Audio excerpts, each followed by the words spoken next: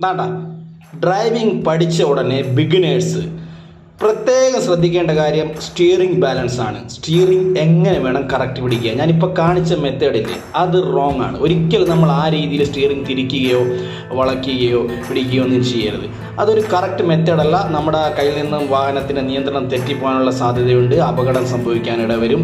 അപ്പോൾ നമ്മൾ കറക്റ്റായിട്ട് നമ്മൾ എങ്ങനെയാണ് സ്റ്റിയറിംഗ് പിടിക്കേണ്ടത്. ഫസ്റ്റ് സ്റ്റെപ്പ് എന്ന് വെച്ചാൽ ഇതുപോലെ പിടിക്കുക. ഈ മെത്തേഡിനെ പറയുന്ന പേരാണ് 3-9. അതായത് നമ്മുടെ കൈ 3-9 ക്ലോക്ക് വൈൻ്റെ ഡയറക്ഷൻ. നമ്മൾ തിരിക്കുമ്പം ശ്രദ്ധിച്ചോണേ, 6-12 നമ്മുടെ കൈ കണ്ടോ, ഒരു കൈ 6ൻ്റെ അവിടെ വരുന്നു, മറ്റേ കൈ 12. എന്നിട്ട് വീണ്ടും നമ്മൾ തിരിച്ച് ആ മറ്റേ കൈ വിടുമ്പോൾ അത് നേരെ 12ലേക്ക് എത്തുന്നു. 6-12 6-12 കണ്ടില്ലേ?